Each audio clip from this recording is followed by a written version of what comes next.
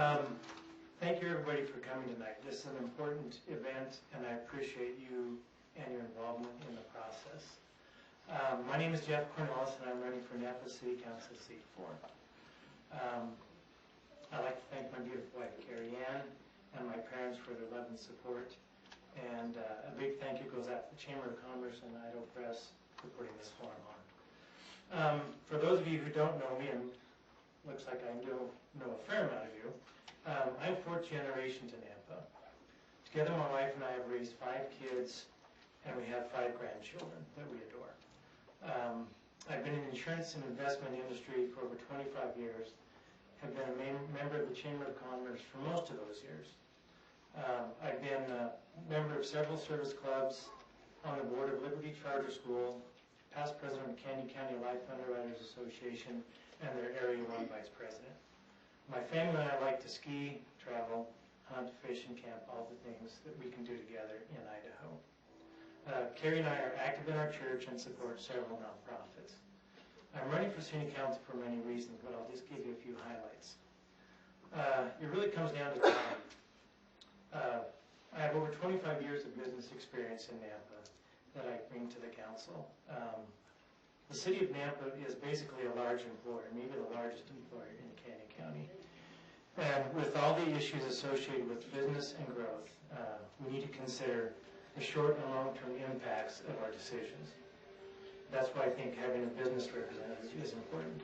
The other timing piece is that my wife and I have raised our kids and are looking for more ways to donate time to the community that we love. We want our kids to be raised.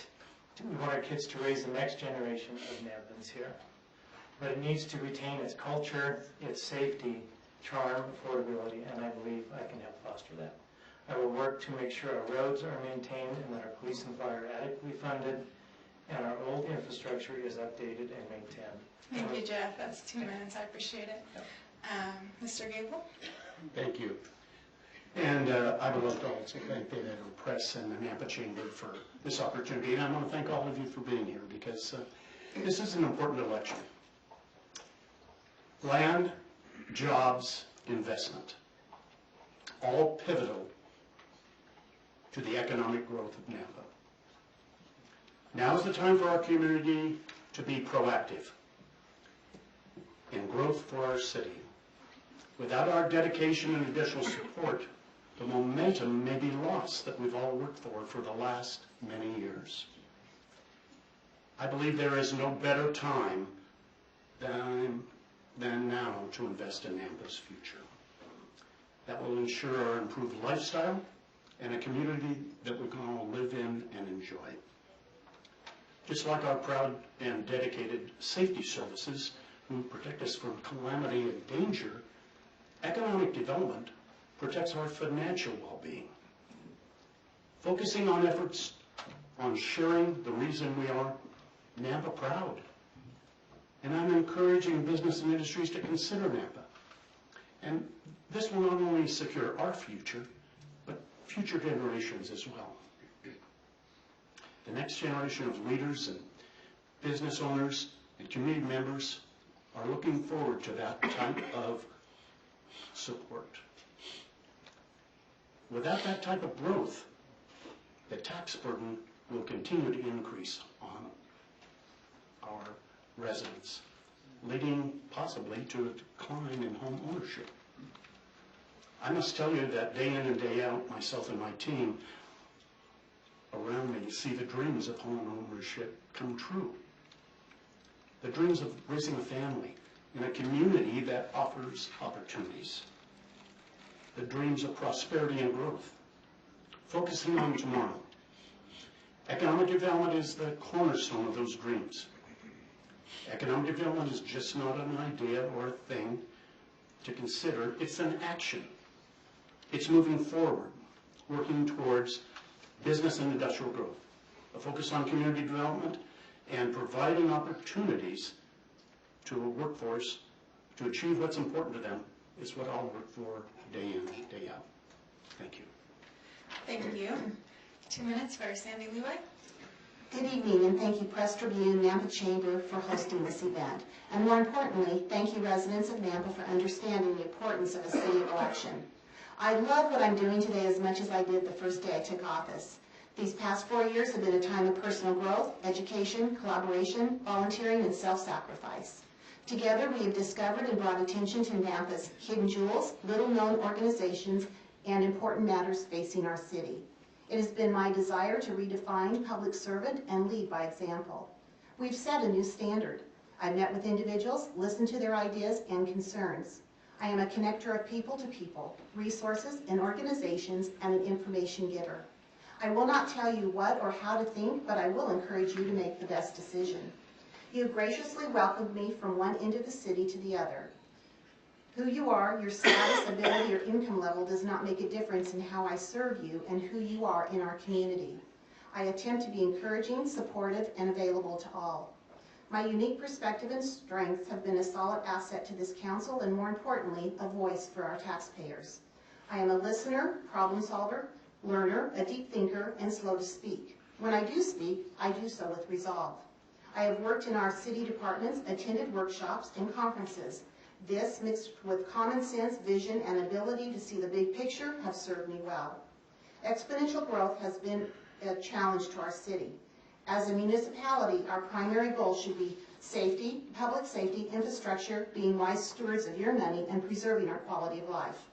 I am resolved to support and streamline the process of small businesses.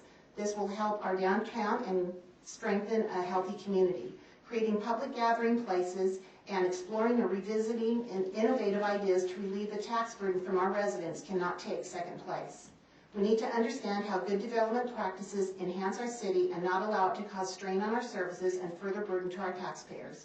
My record of service to the community is proven and solid. There is nothing I can add. I am your voice. Thank you all. I appreciate your opening statements. As we move forward with the questions, thank you to Ashley Miller, our digital editor. She's going to be timing the questions tonight. So if you're not sure how long it's been, just keep an eye out. Ashley will give you a helpful 15-second reminder, and then we'll let you know when your time's up. So our first question, we're going to now start with Michael Gable. We'll go to Sandy Levi, and then we'll finish with Jeff Cornelius for this question. Some of you touched on this in your opening statements, but I want to give you a chance to explore further. What are your top 3 priorities if elected to council? Mr. Gable? Yes, I appreciate the question. First of all, as you saw from my opening statement, economic development is probably my #1 priority. Number 2, safety services. We're going to be looking at having to build a couple of new fire stations probably. And my 3rd is downtown. I envision a pavilion, a plaza in downtown, a gathering place. When I was a city council member in Caldwell, I started the first Indian Creek opening.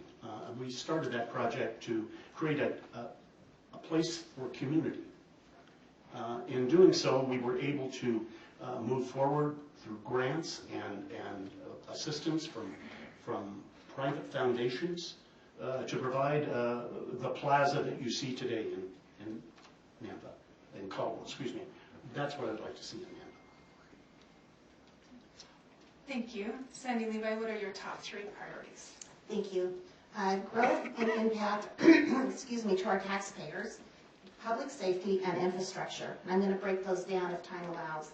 The growth and the impact to the taxpayers, if you take a look at your property tax statement, it has definitely impacted you with the exponential growth that you have seen happening.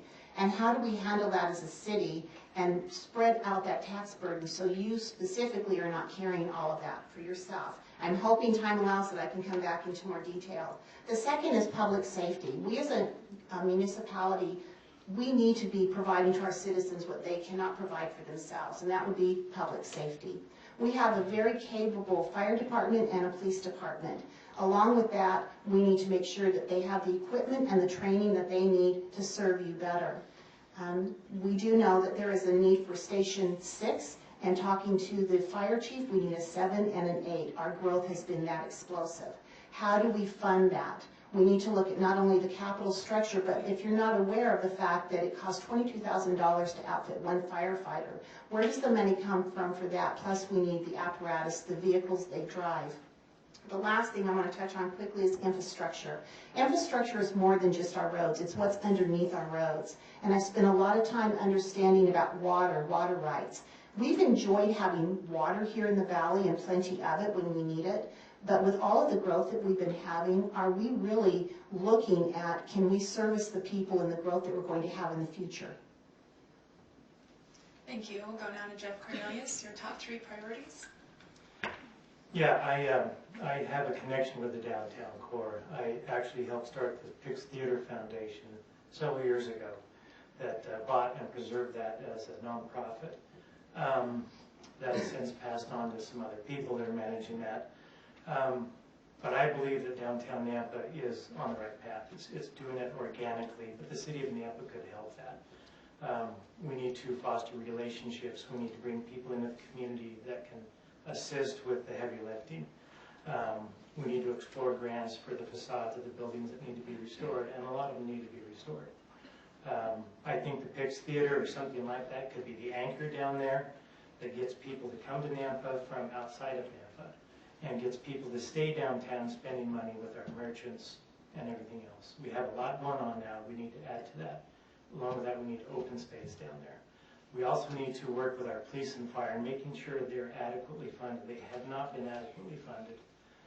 We are down at least 24 cops right now, and by the end of the year, that number is supposed to go up. And the same with the firemen. We need more firemen on the street. They tell us that all the time. And we need to control the growth and the property taxes that have come along with that. Thank you. Thank you. I'd like to give you all a chance. If you have a response to any of the other answers, I'd like to give you a chance to voice that now. Michael Gable? I feel that possibly we need to think about downtown as a real area to enjoy and celebrate. We've adopted a couple of codes that have helped rehabilitate some of the buildings.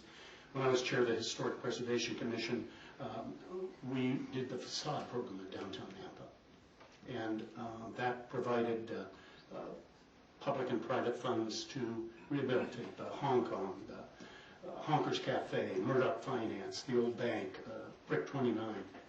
We need to have that type of partnership again established that's been missing. Thank you. Thank you. Sandy Levi, your response? Specifically, what am I responding to? You can respond to anything in the other candidates' answers that you would like to respond to. Okay. Regarding downtown, since that happens to be kind of a hot topic, as we've looked at downtown and I've looked to see how they've structured, for instance, the BID, it's been backwards. We have been incentivizing those who have had vacant buildings, and those who are business owners that are trying to make their business go, they're paying more of an assessment. So first, that's one of the things that we need to look at downtown. And as a current member of the Historic Arts and Preservation Committee, one of the things we have done is we know that there is a $100,000 grant that's come courtesy of Kevin and Mary Daniels, is we've gone downtown on a tour identifying those buildings that could benefit from using this grant. Thank you. I appreciate that. Jeff Cornelius, do you have any responses? Other than that, we really need to work on downtown. It could be the centerpiece of the city. Right now, the downtown core doesn't have much of an identity. We need to establish housing downtown, multi-level upscale housing for those people who want to live in an urban environment. There's people that really enjoy it. We have a son in Boise who loves living downtown Boise, walks and rides his bike everywhere. There's a lot of people that want that environment. That would create more infrastructure and more retail to downtown Nampa. That's all. Thank you all. Appreciate your answers. We'll move on now to question 2, and we'll start with you, Sandy Levi, for this question. What is the city doing well now, and what would you like to change if re-elected?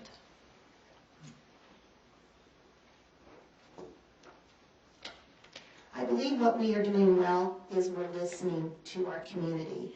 I've been very impressed with the administration that we have now in the mayor's office, taking surveys, listening to the community. That is what my whole focus has been as I've been in office these past 4 years, is to be a listener, to hear what you're saying, and then to act upon that. And so I believe that that's a big benefit, is listening to people and what it is that they want. As we move forward, again, we have to deal with the growth issue and what are we going to do? What is our city going to look like? One of the things I am very strong on and I do not want to compromise is our quality of life. We need to push back and resist the changes that would happen that would destroy what Nampa has been known for. We can move forward, but we need to do it in a sensible and reasonable manner. Thank you. We'll move next to Jeff Cornelius. Can you repeat the question Yes, so I get it correctly? What is the city doing well now, and what would you like to change if elected? The city has finally turned around, with help of council and the mayor, the tax issue. That's been a big burden on the city for years. We've been behind. It's hard to catch up when you've got this exponential growth because the taxes come afterward. So part of what council has done recently and the mayor is impact fees. So the developers have to pay, if you don't know this, to put the infrastructure in for their subdivision. That in the past has gone on the taxpayers' back for the most part. So having that in place now is helping a lot. We need to continue that. It needs to be looked at every year and hasn't until this last year or two. So I would look at that every year moving forward, and as a council member, that's one thing we need to be doing. Thank you. Michael Gable? Yes, I agree with both what Sandy and Jeff have said regarding the present administration. I think we're doing well. But I think we have a forgotten north side. It is substandard sidewalks, substandard roads. Those people need some help over there. And I feel that we should really have a focus there. The property is undervalued and it's underappreciated. I feel we need to have a focus in North Nampa to create a better lifestyle and community for those folks. Thank you. Now you each have 45 seconds to voice any responses you may have to the other candidates' answers, and we'll start with Sandy Levi. Thank you. Regarding the impact fees, that's something I've been after for about the past 3.5 years, and it's met with great resistance from certain organizations and some of those elected officials. But I'm glad that we were able to raise the impact fees. Now, do I believe that they should have been raised so astronomically? No, I would have rather have seen it done at a smaller increment. There is a trickle-down effect anytime you have growth such as we've had. Even though we have impact fees, we still have the impact on schools, which are not covered by impact fees. We have our fire department and police department that every time you bring a development in, you need to be looking at reality. Do I need to add another police officer, and how does that affect us?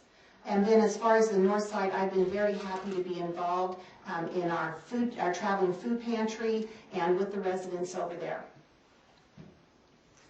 Thank you. Jeff Cornelius? Do you have any responses to the other candidates' answers? The north side of Nampa does need some help. It needs some attention. I don't know all of the answers yet, but I've lived here all my life, and that the north side of Nampa hasn't changed a lot, to be honest. Mike is right. It has some infrastructure issues, and that should be addressed. I do think that a lot of this can come as we grow and we get the correct people in here doing this heavy lifting from the private side, so the city doesn't have to do all the infrastructure and heavy lifting. So there is that possibility too moving forward. Thank you. Michael Gable, do you have any responses? As far as impact fees, I feel that we have seen a 200% increase in an impact fee for industrial growth. I feel we have to revisit that. I'm concerned that that will hamper future industrial growth in our community. And we have to look at what the impact fee is funding. We talked about transportation. We had a meeting with the ITD, and some of those ideas on the impact fees are funding some of the roadway improvements on Middleton Road. Thank you. Thank you. We'll come back to Jeff Cornelius for the start of our next question. Do you support the creation of an auditorium district in Nampa, with hotel and lodging taxes being used for upgrades to entertainment venues and other projects? Why or why not? I do. The William Tax District is something that we should have looked at years ago, seems like. I'm glad it's here now. For those of you who don't know, it's a way of putting a tax on the hotels and the rooms and the people that stay there.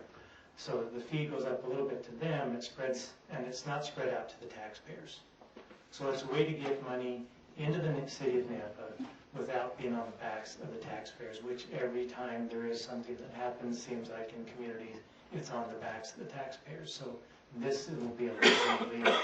And having it support the auditorium district, I think, is a good move. Thank you. Mr. Gable? Yes, I do support the auditorium district. Several years ago, when our mayor was chamber executive, I served on a committee for that. And one of the most important things is our civic center and the Fort Idaho Center are both supported now with tax dollars. Putting the auditorium district in and approving that will allow visitors, tourists, who come to our community to help offset some of that cost that basically at the present time are on our taxpayers. So yes, I do support it. Thank you. Sandy Levi? Thank you.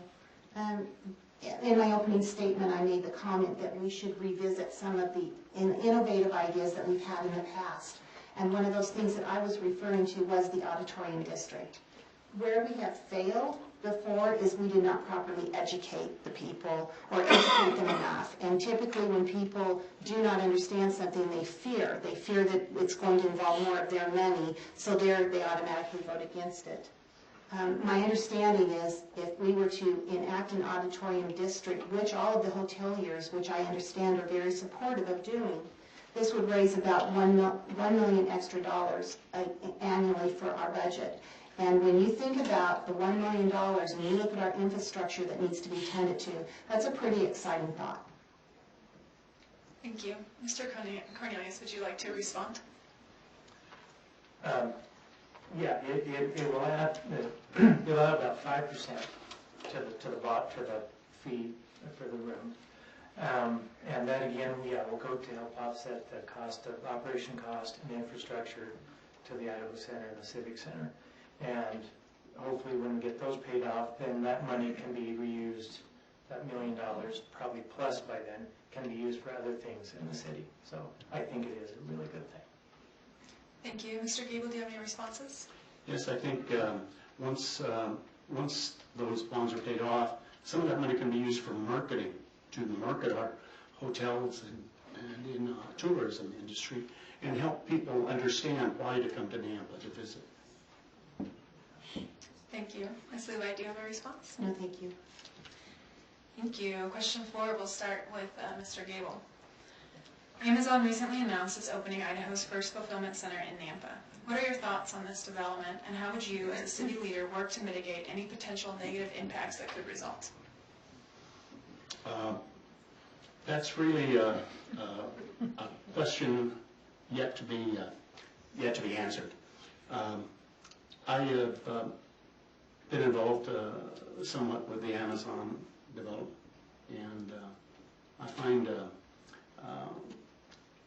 the people are very progressive. They intend on building this facility in 11 months. They built the facility in Texas in 10 months. The size of it is huge. The impacts on our transportation are going to be, I'll say the word interesting. My office is right across the street from where this facility is being built. And Franklin Road cannot carry the type of traffic.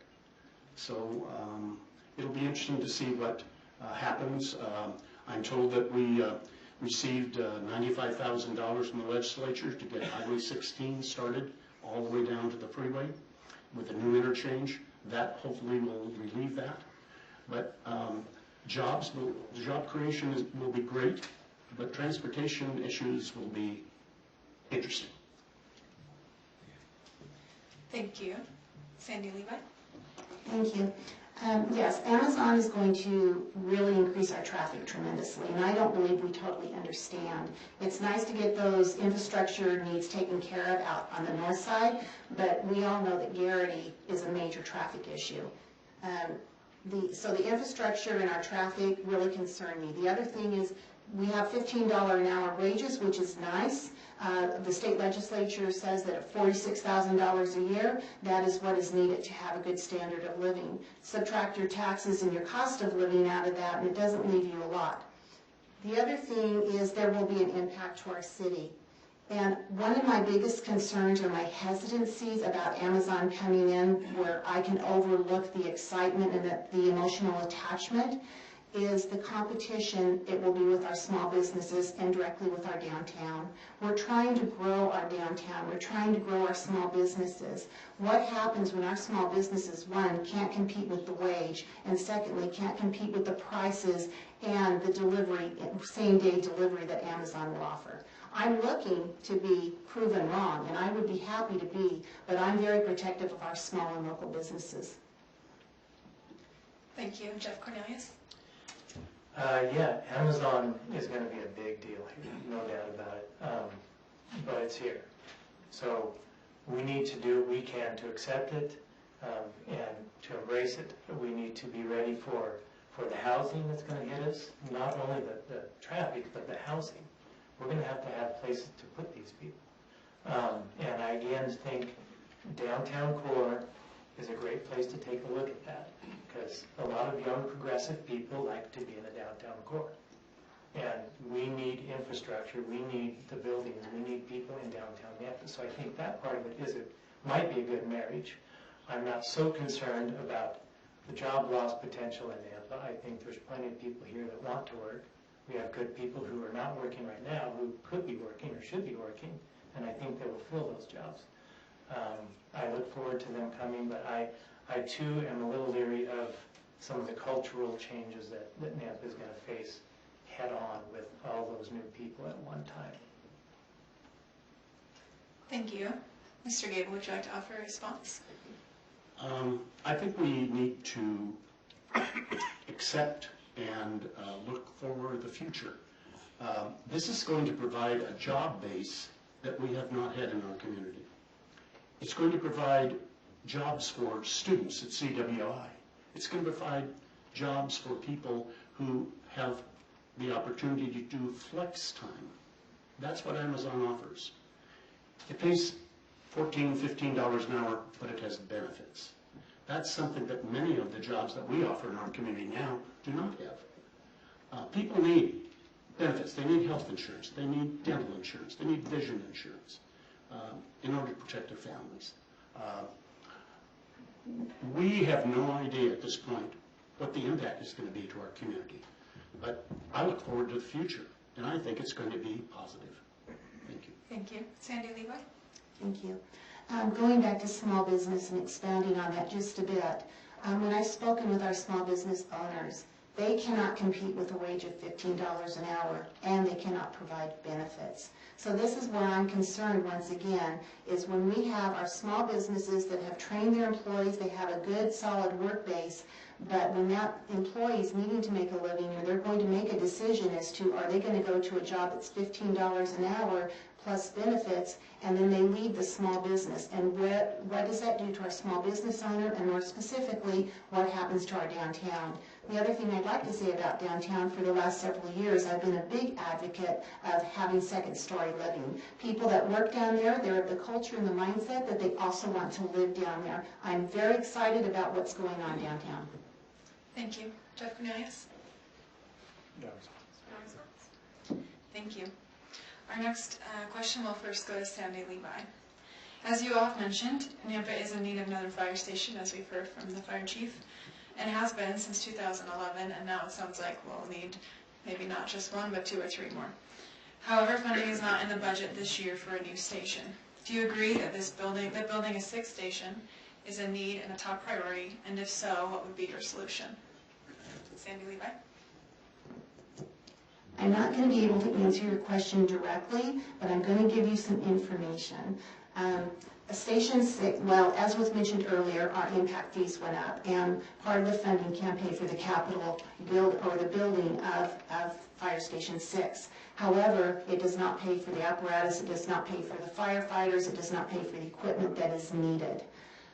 So we have to put that in perspective. But the other issue that I really want to bring out is as we continue to improve development, subdivisions, residential homes out in the station area, Station 6, the response time of our fire department, even though they're capable of putting out a fire, they cannot decrease the response time. So every time we are improving a development out there, we are putting our community at risk if there is an emergency. Mr. Cornelius? Yeah, the Station 6 is needed. It has been needed for a while, you're right. It's out near where I live, and we just had friends just last week, within a few days, that lost their home out there. Wasn't a total loss, but it was a big deal. I say that because the fire department got there quickly. So there is an immediate need, but the fire department does a really good job of what they do. They got there and saved a lot of the structure. We need to pursue this, though. We need to make this a priority and get this done because we're under a clock of, I think, 6-minute response time is what I've heard.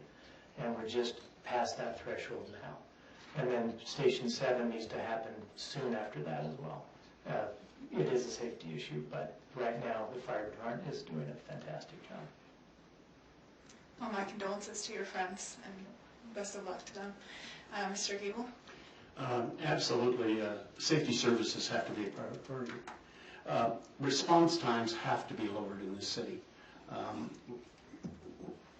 As a former council member, I negotiated with the fire department to figure out how we could lower response times. It isn't just about location of the fire station.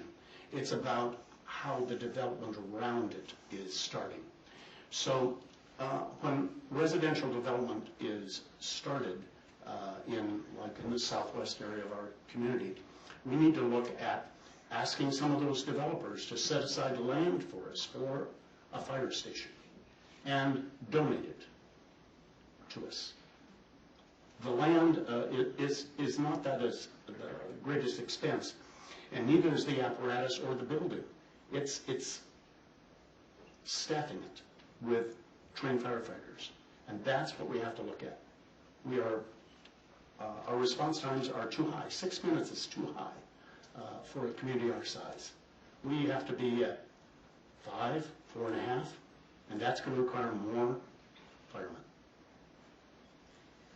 Rather than a response here, I'd like to ask, because you all said it's a priority, is there an area of funding that you would like to see relocated to better support fire services? I'll start with Sandy Levi. Thank you. What I would like us to explore, and it reminded me as I was listening and thought about some of the research that I have done in the past couple months regarding Fire Station 6 and how do we fund it, and some of the questions I've been asked, is perhaps when development is taking place out in that area, there is a fee that is designated that the builder has. Obviously, they pass on to the buyer, but the buyer's understanding is if you want fire protection out in this area, you're going to have to help fund that. And so that's a possible avenue of funding that we might look into, because I know our city budget is already stretched as it is. Thank you. Jeff Cornelius? Yeah, the city's budget is stretched. The money is not there right now to do that. I do believe that that passing that on to the developers is a good idea. I think that should be done, yes. Michael Gable? No response. All right, our next question will start with you, Jeff. Growth and traffic congestion are big concerns for Nampa residents, as we've touched on. Approach as a city leader to smart growth and planning for road development or more public transportation options. That's the toughest question of the night. That's on all of our minds. I don't know if you go down Midland Boulevard or Midland or Lake Roll, it's the most congested place I drive in the valley, it seems like. And that's considering I drive down Fairview Avenue and Eagle Road. Yeah, it's an issue. And I think it has to do with density. It has to do with roads not being upgraded and the infrastructure underneath the roads that goes along with the building. As Nampa grows, it's going to get more congested. So how we do that responsibly is the answer. If we force higher density subdivisions and developments in a certain area, it's going to increase the cars and the people going down the roads. If you cut that in half, maybe from 6 homes an acre to 3 or 4, you're cutting that in half immediately or by a third, the amount of cars that go down that road. So density is a big issue. That's why, again, I think downtown core is a great place to start with upscale, several level, higher density living to attract those people. That will mitigate some of the stress on our streets, but the street department actually needs more support as well. They're behind on projects as well as fire and cops. Thank you. Michael Gable? Transportation is always going to be an issue in our town. And it's historic to our town because we never planned that we would have a town this size. So our roads are the size that they were in the 1920s and 30s, rather than have some sort of connective way to move people. We don't have the luxury as a city to buy land now and move people out to have a corridor that we need so desperately east-west in our community. The only answer is to say we have to be very careful on how we approve growth that is on impact areas that are on major arterials and corridors. If we can limit some of that growth in ways to mitigate this amount of traffic is the only answer I see. Thank you. Thank you. Sandy Levi? Thank you. Looking at our future land use map and how we zone and plan for growth is very important, and that is one of the things that we are currently doing, and I appreciate Mayor Kling's leadership on that. The second thing, and we've kind of touched on it a little bit tonight, is the Auditorium District that could benefit our infrastructure. 1% of our budget increase each year is dedicated to our infrastructure, so we are working toward our infrastructure and dealing with our road issues in a positive manner. There is a point, though, there is a point when adding an additional lane to traffic does not increase the flow.